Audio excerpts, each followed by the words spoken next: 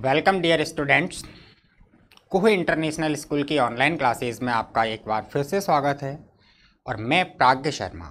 आज अपन स्टार्ट करने जा रहे हैं अपनी बुक रीडिंग वाला सेक्शन, जिसमें अपनी पहली बुक है वी हाइव। उसके आज फर्स्ट लेसन जिसका नाम है द फन दे हैड, इसके बारे में अपन डिस्कस करेंगे।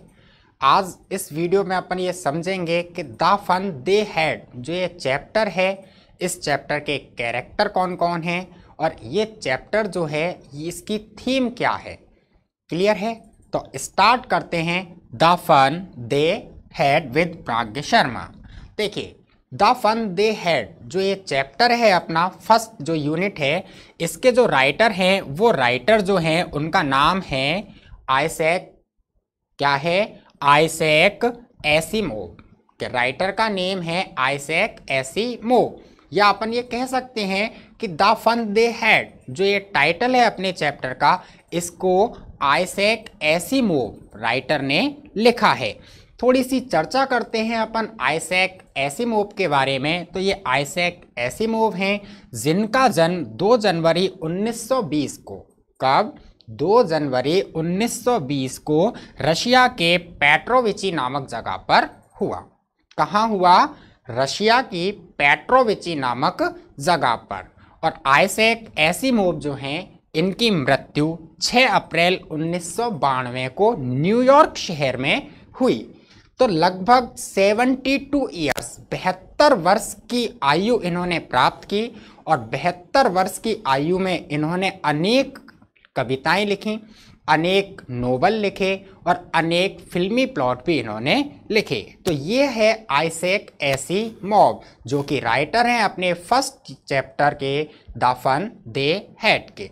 अब अपन बात करते हैं द फन दे हैड की, कि द फन दे हैड जो ये चैप्टर है, इस चैप्टर के अंदर क्या बतलाया गया है, चैप्टर किस थीम को लेकर के बनाया गया है। तो अपन चैप्टर पर चलते हैं। तो सबसे पहले अपन डिस्कस करते हैं कैरेक्टर ऑफ द चैप्टर, कि इस चैप्टर में कौन कौन से पात्र हैं जिनके ऊपर ये पूरा पाठ घूमता है। तो देखिए, फर्स्ट जो कैरेक्टर है जिसने मेन रोल निभाया है उसका नाम है मार्गी। यह मार्गी जो है 11 ईयर ओल्ड गर्ल, एक 11 साल की लड़की है। एंड इसकी जो क्वालिटी है वो ये है कि शी हेट्स स्कूल, यह स्कूलों से नफरत करती है। कि मेन रोल में जो है वो कौन है? मार्गी। और इस मार्गी की क्वालिटी क्या है? यह 11 साल की लड़की है और स्कूल से नफरत करती है, अर्थात इसको स्कूल जाना बिल्कुल भी पसंद नहीं है। सेकंड जो कैरेक्टर है वो है टॉमी। कौन है? टॉमी। टॉमी जो है 13 ईयर ओल्ड बॉय, यह एक 13 साल का लड़का है और कहीं ना कहीं अपन ये कह सकते हैं कि he is a friend of मार्गी, वह मार्गी का एक मित्र है। क्लियर है? थर्ड कैरेक्टर आता है मिसेस जॉन्स। मिसेस जॉन्स के बारे में कहें कि Mrs Jones Margie's mother. Mrs Jones कौन है? मार्गी की माँ है। और फोर्थ कैरेक्टर आता है इस चैप्टर में टीचर। कौन सा आता है? टीचर, के मैकेनिकल टीचर। टीचर को इस चैप्टर में नाम दिया है मैकेनिकल टीचर, एक यांत्रिक अध्यापक। यांत्रिक अध्यापक से यहाँ मतलब अपना है कंप्यूटर। यांत्रिक अध्यापक का क्या मतलब है? कंप्यूटर। जैसे प्रेजेंट में मैं आपके सामने हूँ, मैं आपका टीचर हूँ, आपका मेंटर हूँ, लेकिन मैं एक ह्यूमन बीइंग हूँ, एक मानव के रूप में हूँ। लेकिन चैप्टर के अंतर्गत जिस टीचर का डिस्कशन किया गया है वह टीचर कौन है? मैकेनिकल टीचर है, एक यांत्रिकी अध्यापक है। ही टीचेस टू मार्गी एंड टॉमी, जो कि मार्गी और टॉमी दोनों को पढ़ाता है। He teaches them different subject, वह उनको अलग अलग विषयों के बारे में अध्ययन कराता है। And he works on the television screen, और वह टेलीविज़न स्क्रीन जो एक कंप्यूटर का या टीवी का दृष्टिपटल होता है, चित्रपटल होता है, उसके ऊपर काम करता है। क्लियर है? तो 4 कैरेक्टर हुए अपने सामने, मार्गी, टॉमी, मिसेस जॉन्स और मैकेनिकल टीचर। क्लियर? अब अपन बात करते हैं समरी ऑफ द लेसन, कि द फन दे हैड, वो मजा जो उन्होंने लिया, उसकी समरी क्या है, उसको अपन बहुत ही संक्षिप्त रूप में समझने की कोशिश करते हैं। तो देखिए, समरी स्टार्ट करते हैं तो अपन बोलते हैं कि टॉमी एंड मार्गी, कि जो मेन कैरेक्टर है मार्गी और उसका जो फ्रेंड है Tommy found a real book about school. उनको किसी दिन स्कूल के बारे में एक रियल बुक मिलती है। अब रियल बुक से यहाँ पर मतलब है, रियल बुक का मतलब एक ऐसी किताब जिसमें पेजेस होते हैं। क्या होते हैं? पेजेस होते हैं। प्रेजेंट टाइम में जो आप स्टडी करते हो, आप किताब पढ़ते हो, अपनी कॉपी में लिखते हो, इस टाइप की बुक टॉमी और मार्गी इनको किसी दिन मिल जाती है। Old book yellow and crinkly. किताब की बात करें तो वह किताब पुरानी होती है, येलो पीली पड़ गई होती है, एंड क्रिंकली, और क्रिंकली का मतलब होता है फटी हुई मुड़ी अवस्था में, कि किताब पुरानी सी है, पन्ने कहीं ना कहीं पीले से पड़ गए हैं और फटी हुई मुड़ी हुई अवस्था में वह किताब टॉमी को मिलती है। About old school with teachers and many students. किताब के बारे में बात करें तो किताब के अंतर्गत क्या है? किताब के अंदर पुराने विद्यालयों के बारे में वर्णन किया गया है और कहीं ना कहीं स्टूडेंट एंड टीचर्स और अध्यापक और विद्यार्थियों के बारे में भी बतलाया गया है। At present learning from a mechanical teacher. लेकिन अब प्रेजेंट वर्तमान की बात करें तो वर्तमान में कहीं ना कहीं शिक्षण की जो प्रक्रिया है वह मैकेनिकल टीचर कंप्यूटर के माध्यम से पूरी की जा रही है। जैसा कि मैं अब आपको पढ़ा रहा हूँ, आप भी स्कूल आया करते थे तो आप भी देखते थे बहुत सारे बच्चे एक ही क्लासरूम में बैठते थे, एक टीचर आता था और उनको स्टडी कराता था।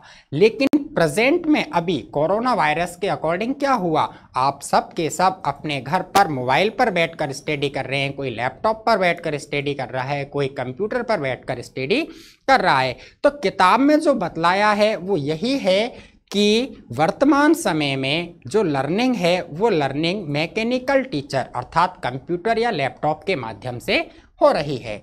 मार्गी hated the slot of the insulting homework. अब मैकेनिकल टीचर की बात करें तो मैकेनिकल टीचर के अंदर एक स्लॉट है, एक छिद्र जैसी आकृति है। मार्गी उस छिद्र जैसी आकृति से बहुत ज़्यादा नफरत करती है। क्यों? क्योंकि उस छिद्र जैसी आकृति में ही मार्गी को अपना होमवर्क इंसर्ट करना पड़ता है। और नेचुरल सी चीज़ है, स्टूडेंट केवल एक ही चीज़ से घबराता है, एग्ज़ाम।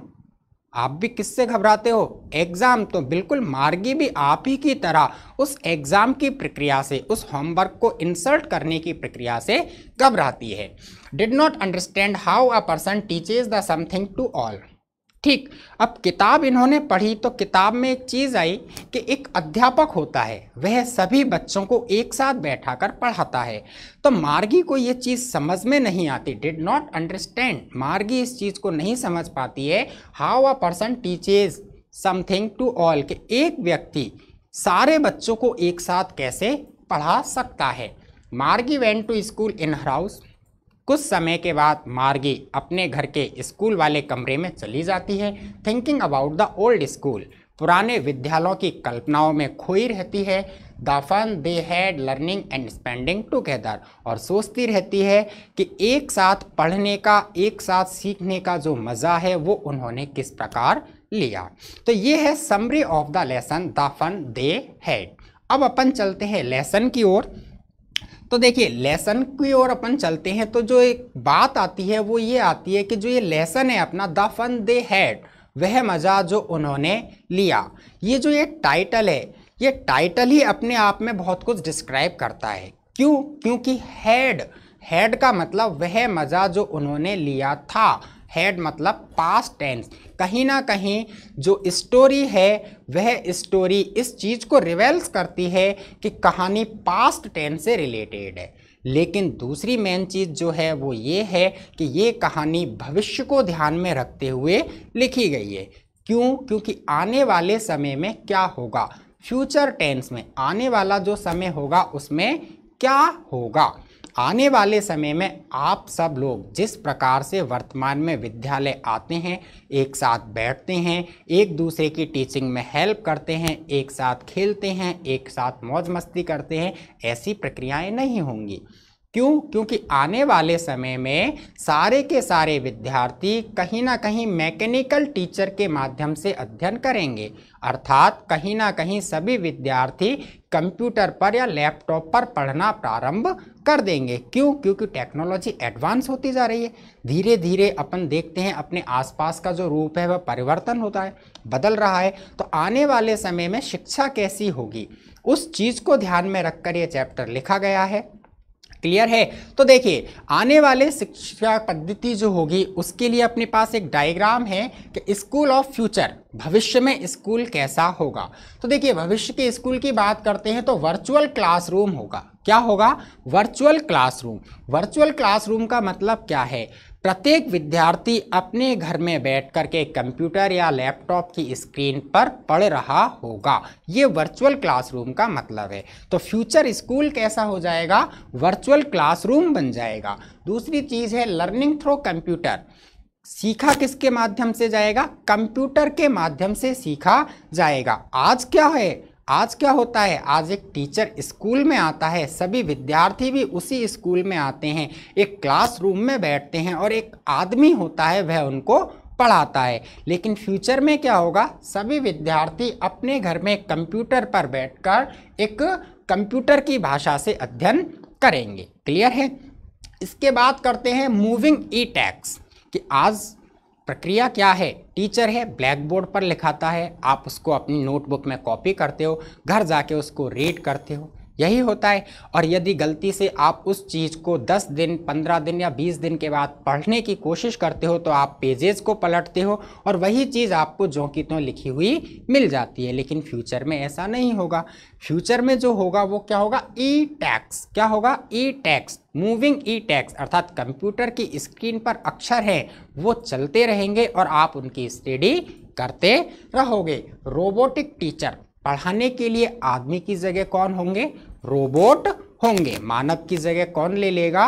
रोबोट ले लेगा। तो ये फ्यूचर स्कूल का डायग्राम है कि भविष्य में विद्यालय कैसे होंगे। अब अपन देखें कि भविष्य में विद्यालय होंगे तो कैसे होंगे। आज अपन सब एक ही बिल्डिंग में इकट्ठे होते हैं, टीचर भी उसी बिल्डिंग में आता है, लेकिन ये वर्चुअल क्लासरूम है। वर्चुअल क्लासरूम देख रहा है जैसा कि आप सब लोगों को, सभी विद्यार्थी अपने अपने लैपटॉप पर स्टडी कर रहे हैं, ठीक है ना। ये हर अपने पर्सनली लैपटॉप को लेकर के बैठा हुआ है और अपने अपने घर में क्या कर रहे हैं? स्टडी कर रहे हैं। ये वर्चुअल क्लासरूम हो जाएगा। जैसा कि अपन इस पिक्चर में देखें, ये लड़की अपने घर में बैठकर अपनी स्टडी कर रही है, इसको मैथ पढ़नी है तो ये मैथ पढ़ेगी। ये लड़का अपने घर में बैठकर स्टडी करना है, इसको अगर साइंस पढ़नी है तो साइंस पढ़ेगा, यही होगा। लेकिन प्रेजेंट में तो ऐसा नहीं होता। प्रेजेंट में क्या होता है? इंग्लिश का पीरियड आया तो सारे विद्यार्थियों को इंग्लिश ही पढ़नी होती है, यही है ना। अगर हिंदी का पीरियड आया तो सारे विद्यार्थियों को क्या पढ़ना पड़ेगा? हिंदी सब्जेक्ट ही पढ़ना पड़ेगा। लेकिन जब वर्चुअल क्लासरूम होंगे, आप अपने घरों में बैठे होंगे और कंप्यूटर पर स्टडी कर रहे होंगे, तो जिसको जो सब्जेक्ट पढ़ना है वो पढ़ेगा, अपने इंटरेस्ट के अनुसार पढ़ेगा। क्लियर है? तो ये फ्यूचर को ध्यान में रखते हुए बनाई गई एक कहानी है जिसका टाइटल है the fun they had. Clear है? अब देखते हैं अपन के वर्तमान में क्या होता है। वर्तमान में बहुत सारे विद्यार्थी होते हैं, सभी के सभी एक बिल्डिंग में आते हैं या नहीं आते हैं? जैसे कि आप सब एक ही बिल्डिंग में आते हैं, एक साथ बैठते हैं, एक साथ अध्ययन करते हैं, एक दूसरे की होमवर्क में और टीचिंग में हेल्प करते हैं। छुट्टी होती है तो छुट्टी होते ही सब एक साथ मौज मस्ती करते हुए इन बच्चों की तरह कूदते फांदते कहाँ? घर की ओर रवाना हो जाते हैं। लेकिन भविष्य में ऐसा नहीं होगा, क्योंकि आप सब तो अपने अपने घर के कमरे में बैठे रहोगे, कहाँ मिलोगे। तो ऐसा मज़ा इन फ्यूचर जो वर्तमान में आ रहा है, वर्तमान में यही होता है ना। आप सब स्कूल आते हो, क्लास में इकट्ठे हो जाते हो, कोई कहता है सर इसने मेरा पेन ले लिया, सर ये मुझको हिला रहा है, एक अजीब सा ही आनंद आता है। फ्यूचर में ऐसा आनंद आएगा? सोचो, आएगा? नहीं आएगा। तो उन फ्यूचर के टाइम में, उस फ्यूचर टेंस में, फ्यूचर के समय में आप इस टाइप के जो स्कूल हैं उनको मिस करोगे? डेफिनेटली करोगे, याद आएगी। तो अब अपन बढ़ते हैं कहानी की ओर। तो देखिए, कहानी की ओर बढ़ते हैं तो कहानी की समरी को अपन रीड करते हैं एक बार फिर से कि देखिए, मार्गी, कहानी की समरी को अपन रीड करते हैं। तो रीड करने में अपन स्टडी करते हैं कि देखिए, मार्गी is the main character of the story, कि मार्गी जो है इस कहानी का मुख्य क्या है, पात्र है। जैसा कि अभी अपन ने देखा था कि मार्गी एक 11 साल की लड़की है जिसके इर्द गिर्द पूरी कहानी घूमती है। तो Margie is the main character of the story, के मार्गी इस कहानी का एक मुख्य पात्र है। She is a girl of 11 years age, वह 11 साल की एक लड़की है। शी राइट्स अ डायरी, वह एक डायरी लिखती है। ऑन द 17 मई 2157, कि वह 17 मई 2157 जो है वो क्या है, फ्यूचर का ही टाइम है ना भैया। क्या है फ्यूचर का, प्रेजेंट क्या है 2020 में अपन जी रहे हैं, लेकिन डायरी कब लिखी गई है, 17 मई 2157 को। तो वह मार्गी नाम की जो लड़की है 17 मई 2157 को डायरी में कुछ लिखती है। शी राइट्स, अब वह लिखती है तो क्या लिखती है कि she writes that Tommy found a real book, कि टॉमी को एक वास्तविक किताब मिली। She is feeling strange because in her times, she is feeling strange, वह थोड़ा सा अजीब महसूस करती है, उसको थोड़ा अजीब सा लगता है। बिकॉज, क्योंकि इन हर टाइम्स, उसके समय में, उसका समय कौन सा है, 17 मई 2157, क्यों, क्योंकि वो फ्यूचर में है। तो वो राइटर जो है वो ये कहता है कि उसके समय में real books do not exist, वास्तविक किताबों का कोई अस्तित्व ही नहीं है। जैसा कि आज अपने पास पढ़ने के लिए नोटबुक हैं, बुक्स हैं, इन फ्यूचर 2157 में इन किताबों का कोई अस्तित्व नहीं होगा। तो मार्गी क्या जाने कि वास्तविक बुक क्या होती है, तो इसलिए उसको बड़ा अजीब सा लगता है। Margie's grandfather had once told her, Margie के ग्रैंडफादर ने किसी एक समय उसको बताया था that when he was young, कि जब वो बालक थे, युवा थे, छोटी अवस्था में थे, his own grandfather had told him, तो उनके भी दादाजी ने, समझना, मार्गी के दादाजी ने ये बतलाया था कि उनके दादाजी ने बचपन में उनसे ये कहा था that there was a time when all stories were printed on paper, कि एक ऐसा समय था जब सारी की सारी कहानियाँ कागज़ पर छापी जाती थीं। जैसा कि आज अपन देख रहे हैं, अपन सारी की सारी चीज़ों को किस पर पढ़ते हैं, एक कागज़ पर छपी हुई अवस्था में पढ़ते हैं। लेकिन सपोज करो अब अपन पहुंच जाएं 2157वें वर्ष में, तो उस समय ये होंगी नहीं होंगी।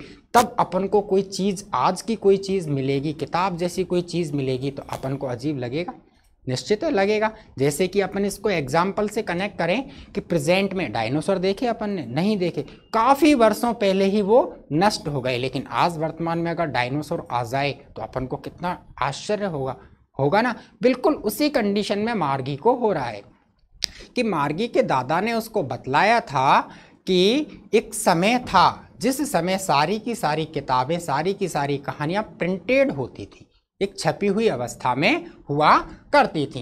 देखिए, मार्गी says that the pages of the book had turned yellow, मार्गी ये से कहती है कि जो किताब मिली है, टॉमी को जो एक बुक मिली है, उस बुक के पन्ने टर्न्ड येलो, थोड़े से पीले पड़ गए हैं, and they had been crushed, और वो थोड़े से, क्रस्ड का मतलब होता है कुचलना। क्या मतलब होता है क्रस्ड? क्रस्ड का मतलब होता है कुचलना। यहाँ अपन सामान्य रूप में अर्थ लगा सकते हैं सलवटदार, सिकुड़न भरे।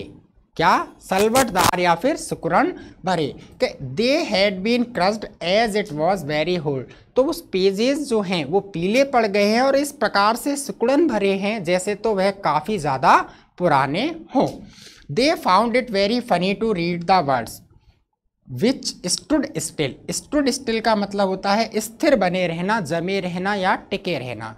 कि they found it very funny, वे मतलब मार्गी और टॉमी, दोनों के दोनों इस चीज़ को बहुत ही ज़्यादा फनी, मजाकपूर्ण पाते हैं कि जो शब्द हैं वह शब्द अभी भी किताब पर स्थिर अवस्था में हैं। On the other hand the books had Margie and Tommy read were ebooks, दूसरी ओर बात करें तो दूसरी ओर क्या बात आती है? दूसरी ओर बात ये आती है कि द बुक्स दैट मार्गी एंड टॉमी रीड, कि वो किताबें जिनको मार्गी और टॉमी दोनों पढ़ते हैं, वर ई बुक्स, वो क्या हैं? वो ई बुक्स हैं। क्यों? क्योंकि 2157 में कंप्यूटर के माध्यम से पढ़ रहे हैं, तो उनके लिए बुक्स क्या है? कंप्यूटर की स्क्रीन पर चलते हुए शब्द। तो दूसरी ओर की बात करें तो दूसरी ओर मार्गी और टॉमी के लिए किताबें क्या है? ई बुक्स के रूप में हैं। And the text keep on moving, और उन पर जो अक्षर हैं, जो शब्द हैं, वे लगातार गति करते रहते हैं। एज द स्क्रीन मूव, जैसे ही कंप्यूटर की स्क्रीन मूव होती है, रन करती है। Tommy dislike the printing books, Tommy छपी हुई किताबों से नफरत करता है। क्यों? क्योंकि टॉमी को जो किताब मिली थी वो कैसी पोजीशन में थी? प्रिंटेड, छपी हुई थी। तो टॉमी छपी हुई किताबों से नफरत करता है। He felt that it was a waste, वो ये महसूस करता है, वह ये मानने लग जाता है कि इट वॉज ए वेस्ट, कि यह क्या है? एक बहुत बड़ी बर्बादी है। Because when ever one completes reading a book, क्योंकि जब कोई एक किताब को पूरा पढ़ लेता है, he has to throw it away, तो वह उसको फेंक देता है। और नॉर्मल सी बात है, यही होता है। अपन क्या करते हैं? अपन ने 8वीं क्लास में स्टडी की, पढ़ ली, अब अपने लिए वो यूजलेस हो गई, अपन ने उनको एक साइड में रख दिया, यही हुआ। तो टॉमी ये सोचता है कि किताबों पर प्रिंटिंग जो है एक वेस्ट है, बर्बादी है। क्यों? क्योंकि जब कोई इस किताब को पूरा पढ़ लेगा तो वह क्या करेगा? वह इसको फेंक देगा। We can not read different stories written on the same book. फिर दूसरी चीज़ उसको अजीब ये लगती है कि हम एक ही किताब पर दूसरी छपी हुई कहानी को नहीं पढ़ सकते, एक ही किताब पर दूसरी कहानी को नहीं पढ़ सकते। जैसा कि अपन आज देखते हैं कि अपने पहले पेज का चैप्टर जो है द फंदेहेड, उस पर जो लिखा है, उस पर जो है वही अपन पढ़ेंगे। दूसरी चीज़ के लिए दूसरे पेज का यूज़ करना पड़ेगा। तो एक पन्ने पर केवल एक जो छपी हुई चीज़ है उसी का अध्ययन किया जा सकता है। On the other hand he felt that computer screen are very useful, और वह ये महसूस करता है कि कंप्यूटर की जो स्क्रीन है, वह कंप्यूटर की स्क्रीन आर वेरी यूजफुल, बहुत ही ज़्यादा उपयोगी है। Because the same screen would show you many books, क्यों? क्योंकि एक ही स्क्रीन, एक ही दृष्टिपटल आपको बहुत सारी किताबों के बारे में बतला देता है। बहुत सारी किताबें आपको कंप्यूटर पर एक ही दृष्टिपटल पर, चित्रपटल पर दिख जाती हैं। आगे की स्टडी करते हैं तो देखिए, and you can still read many more on it, और आप उस कंप्यूटर की स्क्रीन पर क्या है? बहुत सारी किताबों का अध्ययन भी कर सकते हो। क्लियर है?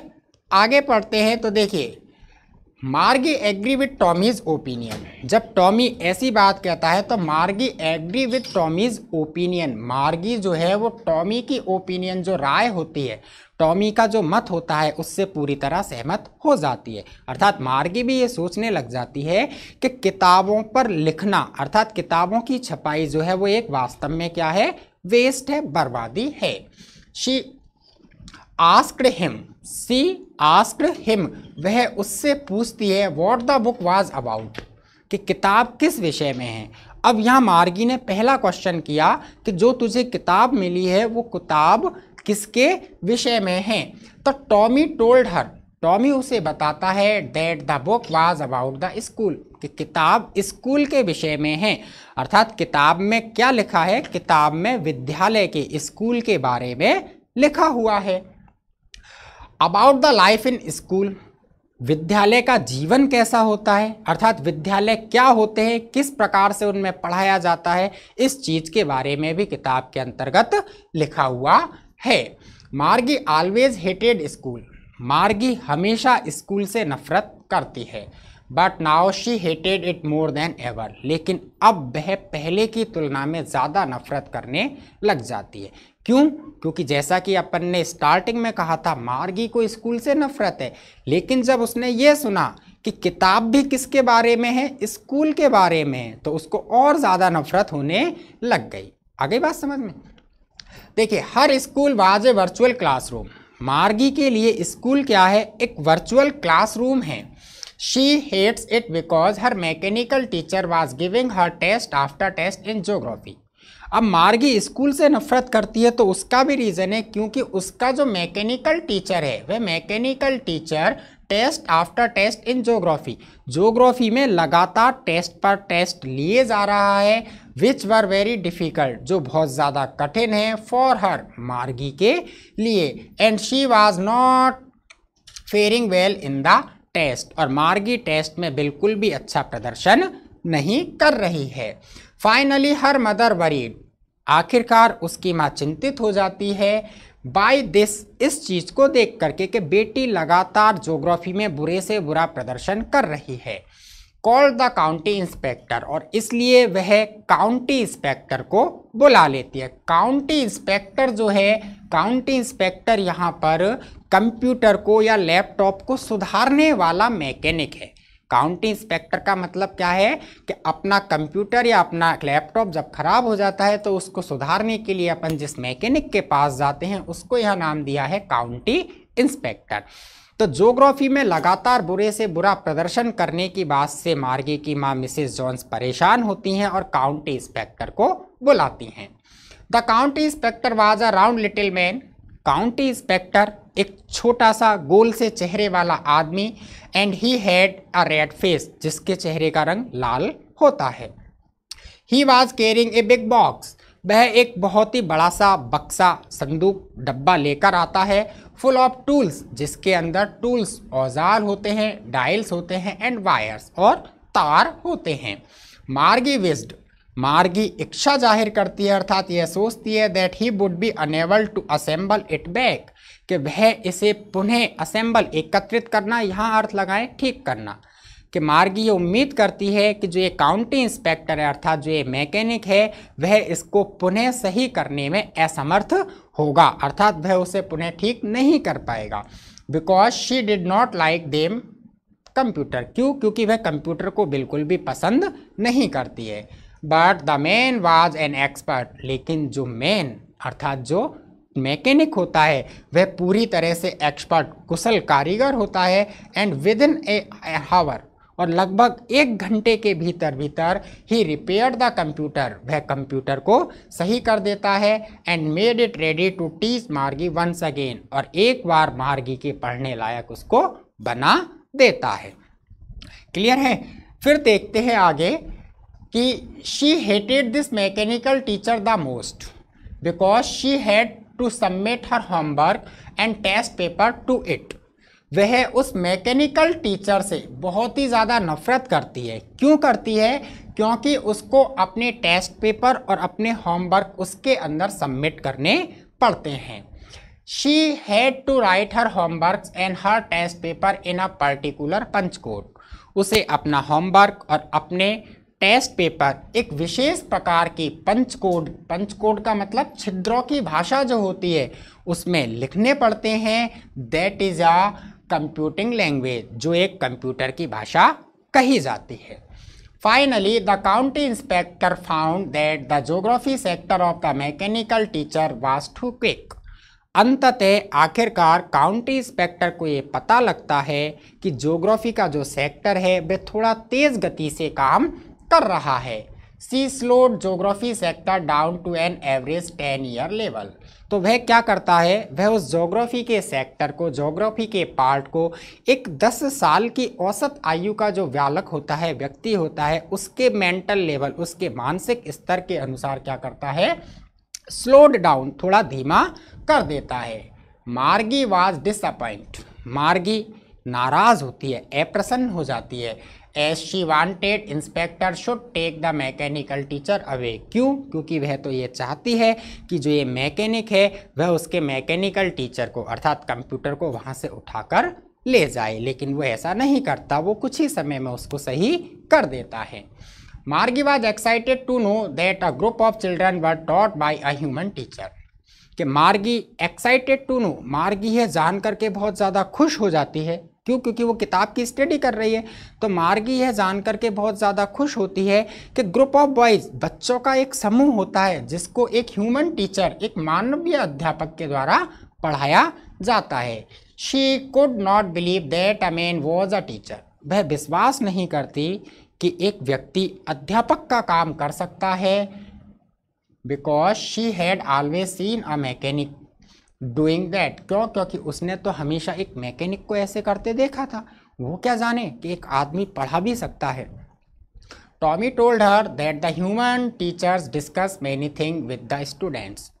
टॉमी टोल्ड हर, टॉमी उसे बताता है कि ह्यूमन टीचर, जो मानवीय अध्यापक होता था, वह बच्चों से अनेक बातों पर क्या करता था, डिस्कस करता था, कहीं ना कहीं उनसे विचार विमर्श करता था और उनको अनेक चीज़ें बतलाता भी था। गेव देन होमवर्क, उनको वह होमवर्क भी देता था। Tommy asked Margie not to underestimate the human teacher, तो टॉमी जो है वो मार्गी से कहता है कि ह्यूमन टीचर, मानव टीचर जो है उसको अंडर एस्टिमेट मत कीजिए। He compares the machine to his father and says that his father knows as much as his mechanical teacher. के देखिए, ही कंपास द मशीन, वह कंप्यूटर का अर्थात मशीन की तुलना करता है ऑफ हिज फादर, अपने पिताजी से, एंड सेज, और कहता है दैट हिज फादर नोज, कि उसके पिताजी जानते हैं, as much as his machine teacher, जितना कि उसका मैकेनिकल टीचर जानता है। He told her that teachers did not come to the students house, वह यह भी बतलाता है कि अध्यापक विद्यार्थी के घर पर नहीं जाता था। टू टीच देम, उनको पढ़ाने के लिए। They had a special building, बल्कि उनके पास एक विशेष प्रकार का भवन होता था, कॉल्ड स्कूल, जिसे स्कूल कहकर जाना जाता था। And the students went to the school to study, और सभी विद्यार्थी अध्ययन करने के लिए विद्यालय जाया करते थे। She was curious to know more about the school in the past, इसलिए मार्गी जो है भूतकाल के, अतीत के जो विद्यालय होते हैं उनकी जानकारी के लिए बहुत ही ज़्यादा जिज्ञासु हो जाती है, उत्सुक हो जाती है। Margie had read just half of the book, Margie ने अभी लगभग आधी ही किताब पढ़ी थी। When her mother called her, तभी उसकी माँ ने उसको आवाज़ लगा दी। As it was time for her attend for virtual school, क्यों, क्योंकि उसके वर्चुअल स्कूल को अटेंड करने का समय हो गया था। ठीक, क्लियर हुआ यहाँ तक। आगे देखें कि Margie's school was next to her bedroom, कि मार्गी का जो विद्यालय था वह नेक्स्ट टू हर बेडरूम, उसका जो बेडरूम था उसके जस्ट बगल वाला कमरा था। Her mechanical teacher was on and waiting for her, उसका मैकेनिकल टीचर चालू था और उसका इंतज़ार कर रहा था। It was always on at the same time every day, उसका वह अध्यापक अर्थात उसका कंप्यूटर प्रत्येक दिन एक निश्चित समय पर चालू हो जाता था, except on Sunday and Saturday, शनिवार और रविवार को छोड़ करके। The screen was lit up, computer की स्क्रीन जली हुई थी। एंड इट इंस्ट्रक्ट मार्जी, और वह मार्जी को निर्देश दे रही थी to insert the previous day's homework, कि अपने विगत दिन के होमवर्क को इनटू द प्रॉपर स्लॉट, एक नियत स्थान पर प्रविष्ट करे। She insert her homework with a Sai, Sai, Sai का मतलब होता है दुखपूर्ण गहरी सांस लेना।